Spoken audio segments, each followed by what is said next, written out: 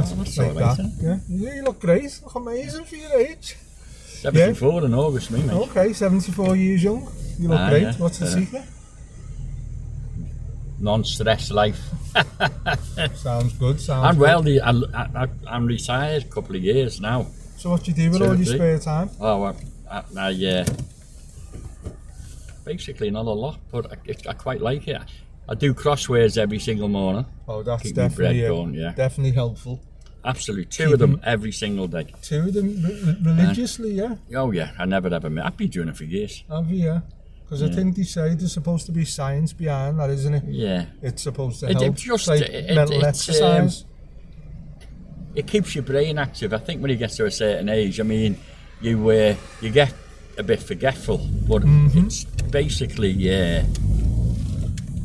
you know, your old age and stuff like that. So, but and you learn something as well. You know, there's stuff you go, I would never have got that answer in a million years. And then the hardest thing is trying to remember the answer. Okay. Do you know what I mean? When it comes up again, it's trying to remember it.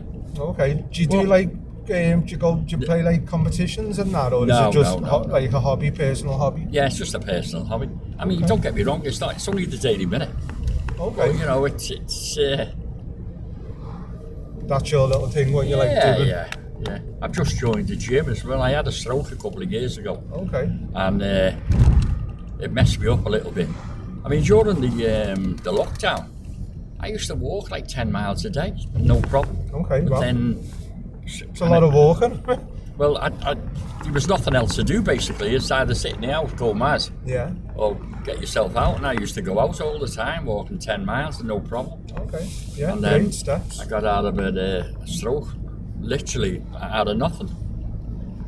And I was in Greece a few weeks ago with my son. And they have, the curbstones like them, they're about 6 inches high. Okay. I had real trouble, getting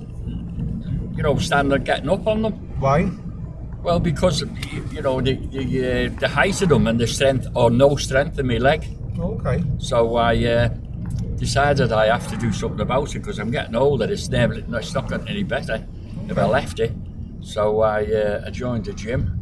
Okay. And I go there for 3 times a week. And, good, so you're taking that box, getting the gym, doing your crosswords. You have to try to keep you, and it gets you out the house. You know what I mean? Yeah. You meet people as well. Exactly, which is important. Social interaction. Yeah, the people I meet are the same age. You know what I mean? Mm-hmm. I go between 12 and 2, and it's empty. Well, not empty, but there's only a few people in it. That's the time you do all the stuff that they tell you to do, and there's a sense of satisfaction. You know what I mean? After you've done it, you're sweating like pig, and you know what I mean. You're going, oh well. What do you do in the gym? It's mostly stuff solely to strengthen my arm and my leg. Okay. You know, on a bike. And when I first started, I'd done 5 minutes. And believe you, 5 minutes is like 5 hours. It's a killer. But now, I've only been going like, I think about 6 or 7 times. I'm now doing 10 minutes. Okay, improving. And they give you, you sit on this box type thing, and you stand up without using your arms or your hands to lift yourself up. Okay. And that was a surprise to me because I'd done them no problem. And then they give you weights that when you're sitting, and then you're up in the air doing it. And so it's really good, and as I say, it gives you a good sense of satisfaction that definitely is this that you're actually doing it. Because you're lucky there with a stroke. I pick up some people and they were not as lucky. I mean, is this helps with rehabilitation as well? And how do you monitor it? After you've had a stroke, you just have to do the exercise. You have to eat a certain way. The thing was, basically, I went to a stroke meeting after I first got it done, and I went in feeling sorry for myself. Oh, look, why is that? And I come out thanking God that it was, some of the people that you see in there were, wasn't as severe as some of those. Yeah, I had a bleed on the brain. It messed me up. You couldn't speak properly, and it takes a while to get you. But I was fairly lucky. You know what I mean? Yeah. How long ago was it? 2 years. 2 years But ago. apparently that was the third one I had. But the other two, You never knew? no. So how did, I don't know. They knew when they do a brain scan, and he said, look, you've had another 2 before this. Wow. So, And you never knew? No, I never never knew that. No. You don't even know you've got it. And what do you mean? Well, you must have had symptoms to go to hospital. No, you don't. No.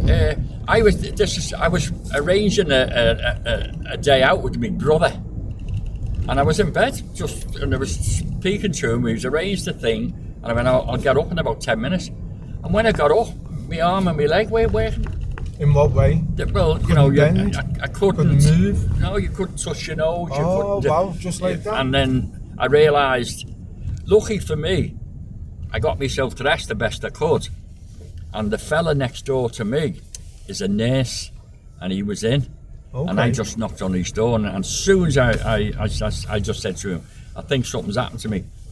And he went, right, and he knew right away what had happened. Your speech is all slurred, your mouth has dropped a little bit. But yeah, an ambulance come right away, and I was treated brilliant, you know what I mean? I can't even, they give me a scan, I can't even remember having it. Okay. And then they discovered there was a bleed on my brain. But, bit by bit, you get yourself, things are pretty iffy, getting up and down stairs, stuff like that, and the house had to be adapted a little bit. Okay. But at the end of the day, you've got to do stuff yourself, you know what I mean? You have to, they give you all little exercises, but basically, going to the gym, I have to have a doctor's note, to say I was okay to do all the exercises, you know what I mean? No, but you're doing well, you look well, so I'm glad you bounced back. You get a special rate as well. Do you, yeah? Some gyms it's free, but it's only costing 16 quid a month, which is brilliant, you know what I mean? Okay, yeah, can't complain for that. Yeah, good God, no. And the equipment and all the stuff is great. Yeah, no, they are amazing, some gyms nowadays. Yeah. Did you go to parade on the weekend? No. It was only over the road, but I was going, then it started teaming down, right? Either red, yeah? Oh, yeah. Okay, big Liverpool supporter. Yeah. I picked up some 3 Spaniards come over for the TT a few days ago. They were making some I'm not big onto sports. I like getting perspectives off passengers. But he was saying that controversially they feel Real Madrid's the best team in the world. They've won. For winning the competition, yeah. I mean, don't get me wrong, they are a great size. Statistically, who's won the most? I'm curious. Real Madrid. Oh, have they? Yeah. Oh my God, by a country mile. They've won like whatever. I think Liverpool's won it 6 times. I think AC Milan or something won it 7. They've won it 15 times. Oh, have they? Okay, so. You know what I mean? Their DNA is on that competition. Okay. Which competition? There's so many. The Champions League. Okay, so the Champions League. Okay. So in comparison to the Premier League, whatever it is in Spain. La Liga is called. Okay, and if they dominated that also? Yeah, for them and Barcelona. It's like Celtic and Rangers in the bloody. Scotland in the Scottish League. Yeah, there's either one of the two. Yeah, because you know what I mean? They dominate them. Barcelona. Barcelona won it this year. Real Madrid was second. Oh, okay. They got rid of the manager, Ancelotti. He's gone and managed Brazil now. Oh, is he? Yeah, the one who come to Everton and then jumped ship. Yeah. And the fella Liverpool tried to get as manager last year. Alonso. Oh yeah. Well, he's gone to be manager of Real Madrid now. Okay, wow, that's a big. I mean, is he experienced? He used to play for them. And he used to play for Liverpool as well. But I didn't he's think. A great player, him. But do you think to take on a juggernaut of a team like Real? Do you think he's experienced? Well, he got by Leverkusen, and they went through the entire season last year unbeaten, won the league and the cup, didn't they? And they were unbeaten the entire year. Okay. And they beat Bayern Munich. Okay. Wow. And Bayern Munich nearly winners every other year. You know what I mean? Okay. So he's doing amazing. So he's done a great job there. There's no two ways about it. When I picked up the 3 Spanish, one supported Real, one was Atletico, and he said their rivalry, because he said it's the equivalent of Liverpool and Everton. He said it's super bitter. They hate each other. Atletico Madrid. Yeah, I know. And Real. Yeah, is it so? It sounds like a. It's very, very bitter. Oh, okay. Yeah. Although there's a massive rivalry between Barcelona and Real.